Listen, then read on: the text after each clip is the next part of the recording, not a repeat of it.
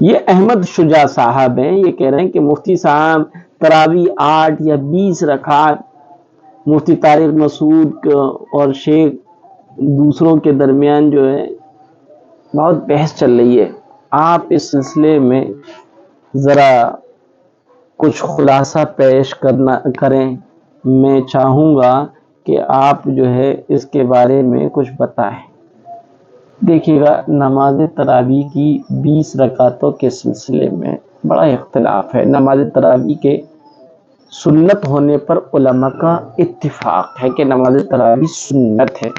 البتہ نماز تراویح کی رکعت کی تعداد میں اختلاف ہے۔ امام ابو حنیفہ رحمۃ اللہ علیہ، امام شافعی رحمۃ اللہ علیہ، امام احمد رحمۃ اللہ علیہ اور امام ترمذی رحمۃ اللہ علیہ کی تحقیق کے مطابق اکثر سلف صالحین بزرگان دین کے نزدیک تراویح کی رکعات 20 ہیں۔ امام مالک سے مختلف قول منسوب ہیں امام مالک کی طرف۔ امام مالک کہتے ہیں کہ 20 رکعت ہے، وہ 36 رکعت بھی کہتے ہیں، تو لیکن اصل میں ان کے نزدیک بھی تراویح کی 20 رکعت ہی ہیں۔ ہر 4 رکعت تراویح پر تراویح میں مزید 4 رکعت نفل کا معمول مدینے میں تھا، اس لیے 16 رکعتوں کے اضافے کے ساتھ ان کے یہاں 36 رکعتیں ہو گئی۔ یعنی دیکھیے گا 20 رکعت تو اصل تراویح کی رکعتیں ہیں، ٹھیک ہے، اور 20 رکعت میں 4 تراویح ہوتے ہیں،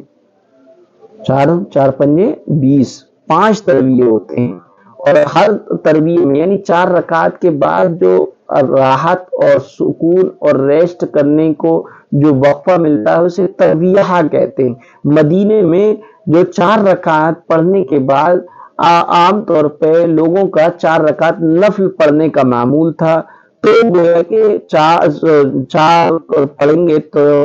4 × 4 4 4 چوک 16، تو 4 تراویح میں 16 رکعتیں ہو گئی، تو 16 اور 20 اس طریقے سے 36 رکعتیں کل ہو گئی۔ تو امام مالک رحمۃ اللہ علیہ کے نزدیک اس طریقے سے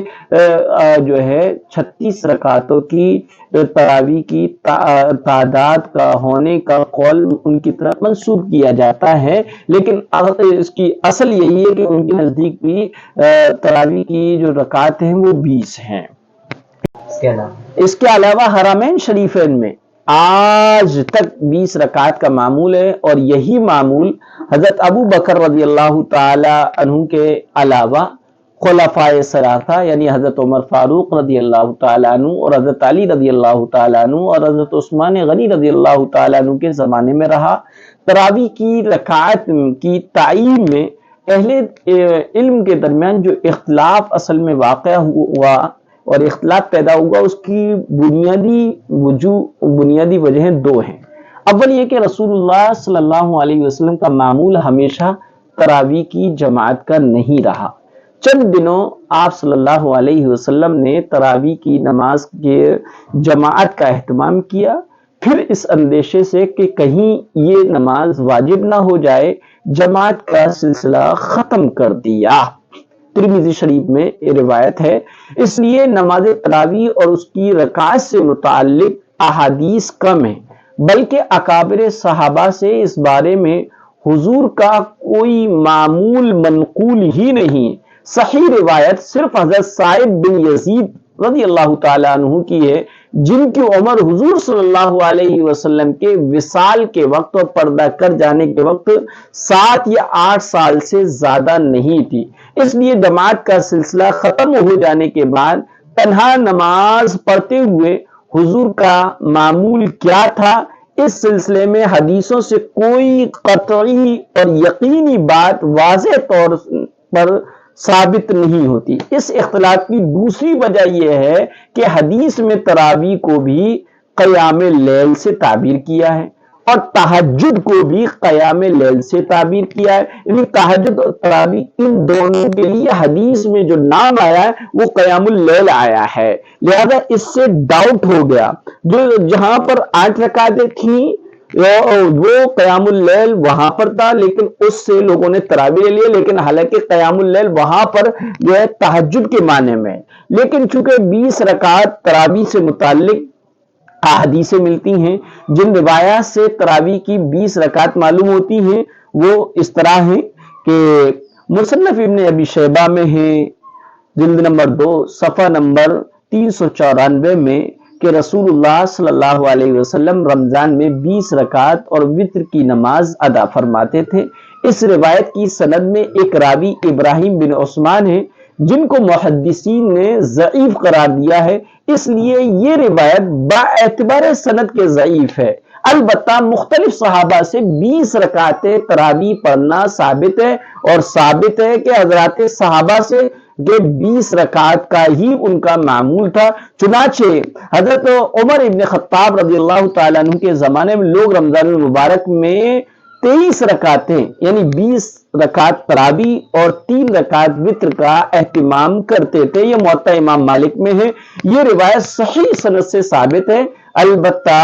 احناف، مالکیہ، اکثر محدثین کے نزدیک یہ حجت بھی ہے۔ اسی طریقے سے حضرت عمر بن خطاب رضی اللہ تعالیٰ عنہ نے ایک شخص کو حکم دیا کہ لوگوں کو 20 رکعت تراویح کی نماز پڑھائیں، اور اس کا بھی جو ہے حوالہ مصنف ابن ابی شیبہ میں ہے،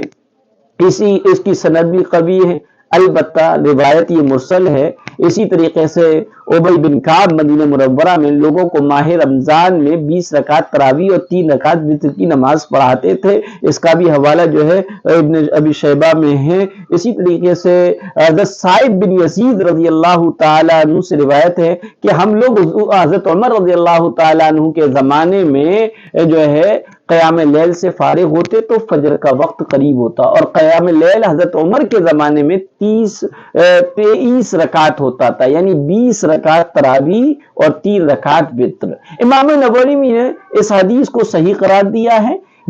حسن سے روایت ہے کہ لوگ تراویح 39 سے 41 رکعتیں پڑھتے تھے، یعنی 20 رکعت تراویح، 16 رکعت نفل اور 3 رکعت وتر اور 2 رکعت نفل۔ اسی طریقے سے حضرت علی رضی اللہ تعالیٰ عنہ نے ایک شخص کو حکم دیا کہ رمضان میں 20 رکعت نماز پڑھائیں۔ اسی طریقے سے حضرت علی رضی اللہ تعالیٰ عنہ نے رمضان میں قاریوں کو بلایا اور ان میں سے ایک صاحب کو حکم دیا کہ لوگوں کو 20 رکعت نماز پڑھائیں۔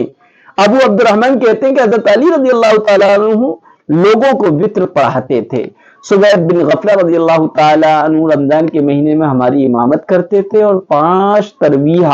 یعنی 20 رکعت تراویح کی نماز پڑھاتے تھے۔ تابعین اور تبع تابعین کے بیان سے بھی معلوم ہوتا ہے کہ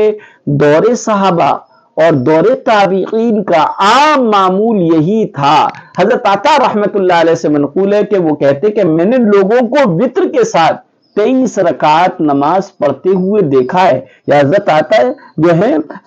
تابعی ہیں اور صحابیوں کو دیکھ کر یہ کہہ رہے ہیں کہ میں نے لوگوں کو دیکھا ہے، یعنی صحابہ کو دیکھا ہے۔ اسی طرح سعید بن جبیر رحمت اللہ علیہ رمضان کے مہینے میں ہماری امامت کرتے تھے اور 2 طرح کی قرات کرتے تھے۔ رات میں ابن مسعود کی قرات کے مطابق قرات کرتے تھے اور 5 تراویح کی نماز یعنی 20 رکعت پڑھاتے تھے، اور جب رمضان کا آخری عشرہ ہوتا تو 6 تراویح کی نماز پڑھاتے۔ ابو البختری رمضان میں 5 تراویح کے ساتھ نماز پڑھاتے تھے اور پھر 3 رکعت وتر۔ یہ ساری روایتیں جو ہیں یہ بتا رہی ہیں کہ یہ تراویح کی جو دور صحابہ میں، دور تابعین میں تراویح جو ہے 20 رکعت بھی تھی۔ پھر یہ بات بھی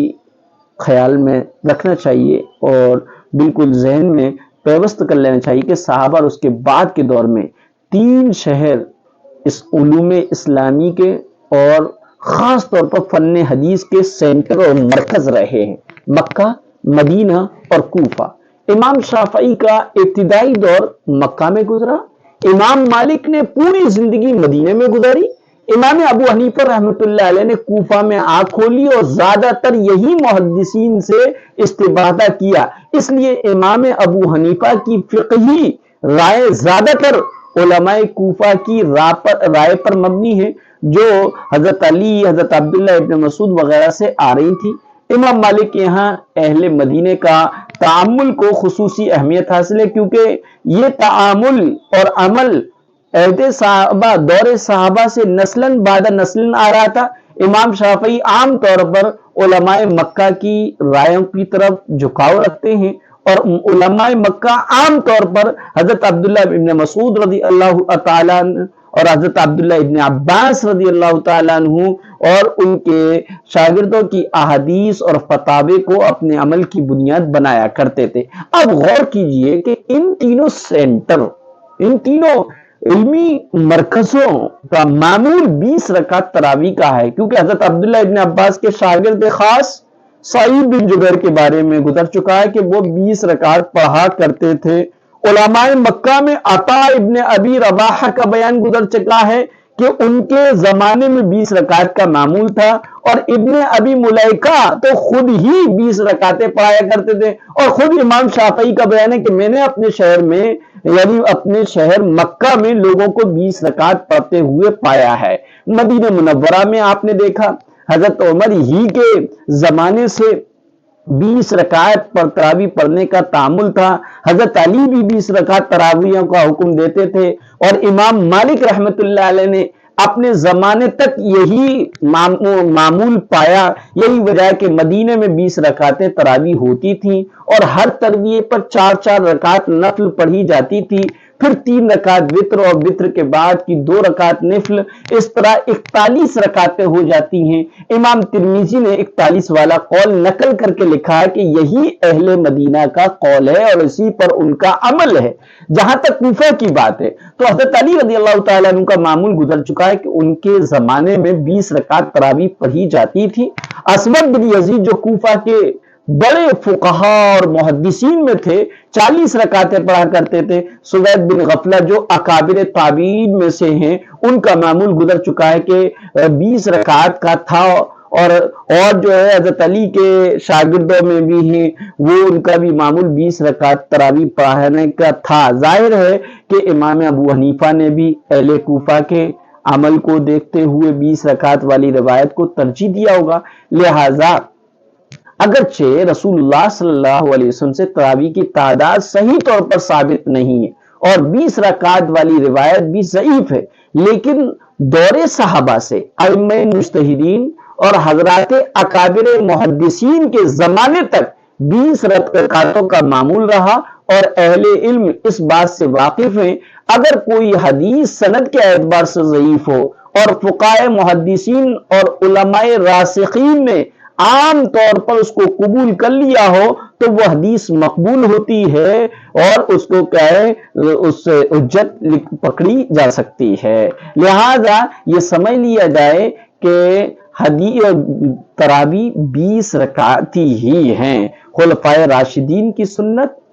جو ہے علیکم بسنتی و سنت خلفائے راشدین فرمایا گیا، اور کہا گیا کہ بھئی میری سنتوں کے ساتھ صحابہ کی سنتوں کو بھی کیا ہے، اپنا معمول بنا لو، اور لہذا اس کی ظاہری وجہ یہ ہے کہ صحابہ جو ہے معیار حق تھے، حق کی کسوٹی تھی، لہذا ان کے بارے میں غلط تصور دینا اور یہ کہنا کہ 20 رکعت تو بدعت عمر ہے، اور ان کے عمل کو بدعت کہہ دینا، اور تابعین بزرگان دین کے معمول کو بھی بدعت اور منکر بتا دینا، بڑی کیا ہے ڈھٹائی کی بات اور جرأت کی بات ہے۔ اللہ امان والحفیظ، ہم جیسوں سے تو ایسا بالکل ہو ہی نہیں سکتا۔ بہرحال یہ 20 رکعت تراویح کی سب سے بڑی دلیل یہی ہے کہ دور صحابہ سے امت کے آج تک کے طبقے میں کسی بات پر اتنی بڑی تعداد کے ساتھ تعامل نہیں رہا جتنی تعامل 20 رکعت تراویح کا ہے۔ لہذا جو یہ کہتے ہیں کہ 8 رکعت والی روایت کو مان کر تراویح کی 8 رکعت کے قائل ہیں، تو 8 رکعت والی روایت کو تہجد سے متعلق تصور کیا جائے گا، اور 20 رکعت تراویح کے معمول کو اور تعامل پر عمل کیا جائے گا۔ اور پھر ہمیں یہاں پر خاص طور پر یہ بھی بات رکھنا چاہیے کہ اللہ کے رسول صلی اللہ علیہ وسلم نے فرمایا تم میں سے جو کوئی میرے بعد زندہ رہے وہ بہت سے اختلافات کو دیکھے گا، اس وقت تم پر لازم ہے کہ میری سنت اور ہدایت یافتہ خلفائے راشدین کی سنت پر عمل کرو اور اسے مضبوطی سے تھام لو اور دانت سے مضبوط پکڑ لو، یعنی اس پر سختی سے عمل پیرا ہو جاؤ جو ہے، اور دین میں پیدا ہونے والی نئی نئی چیزوں سے خوب بچو۔ اس روایت نے دونوں باتیں واضح کر دی، یہ بھی کہ آپ صلی اللہ علیہ وسلم کے خلفائے راشدین اور اصحاب کی سنت بھی قابل اتباع اور قابل پیروی ہے، اور یہ دراصل بالواسطہ پیارے آقا حضرت محمد صلی اللہ علیہ وسلم کی پیروی ہی ہے۔ اور اس طرف بھی اشارہ کر دیا کہ اس پر عمل کو بدعت قرار نہیں دیا جا سکتا۔ اور خلفائے راشدین میں حضرت عمر، حضرت علی کا معمول تو 20 رکعتوں کا ہی تھا، بعض روایت میں حضرت عثمان رضی اللہ تعالیٰ عنہ کے معمول کا بھی ذکر ہے، اس کے باوجود اس کا انکار اور انکار پر اصرار، کیسی جرأت کی بات ہے، کیسی دیدہ دلیری کی بات ہے۔ جو لوگ 8 رکعت تراویح قرار دیتے ہیں ان کی اصل دلیل حضرت عائشہ رضی اللہ تعالیٰ عنہ کی روایت ہے کہ آپ صلی اللہ علیہ وسلم رمضان اور غیر رمضان میں 11 رکعت سے زیادہ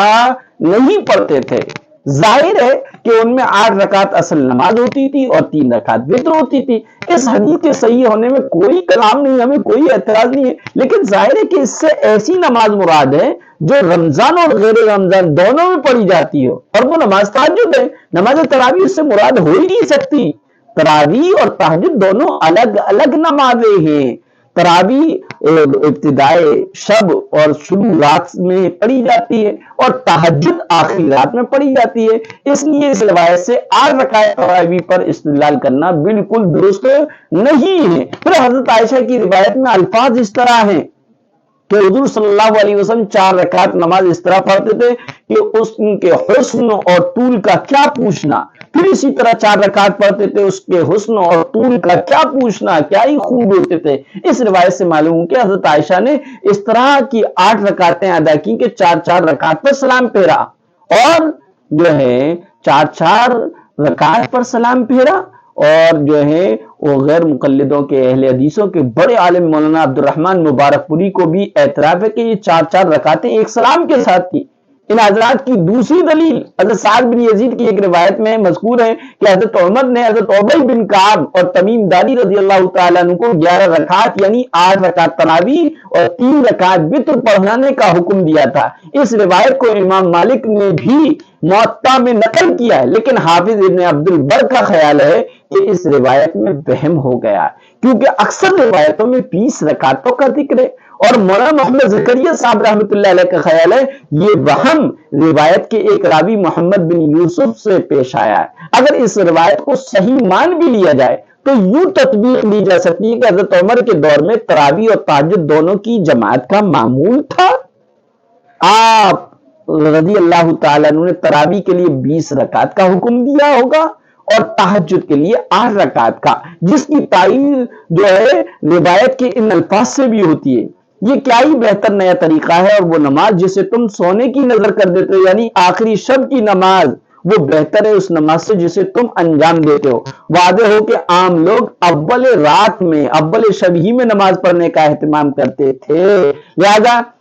اس تعین اور اس تطبیق کی حضرت سعید بن یزید کی اس روایت سے بھی ہوتی ہے، جس کو محدث ابو عبداللہ روایت سے نقل کیا ہے کہ ہم لوگ رمضان المبارک میں حضرت عمر بن خطاب کے زمانے میں 13 رکعت نماز پڑھتے تھے، لیکن بخدا ہم لوگ سورج طلوع ہونے کے قریب ہی نکلتے تھے۔ اس روایت سے واضح ہے کہ 8 رکعت فجر سے کچھ پہلے ادا کی جاتی تھی، گویا یہ نماز تہجد تھی نہ کہ تراویح، کیونکہ تراویح تو رات کے ابتدائی اور شروعاتی حصے میں ادا کی جاتی ہے۔ اس لیے صحیح یہی ہے کہ 20 رکعت تراویح سنت ہے۔ 8 رکعت تراویح کی کوئی صریح روایت موجود نہیں ہے۔ یہی عہد صحابہ سے لے کر فقہاء، محدثین، سلف صالحین کے دور تک کا ہمیشہ معمول رہا ہے، اور حرمین شریفین میں بھی اب تک یہی 20 رکعت ادا کی جاتی ہیں۔ حضرات صحابہ اکرام، تابعین، تبع تابعین، سلف صالحین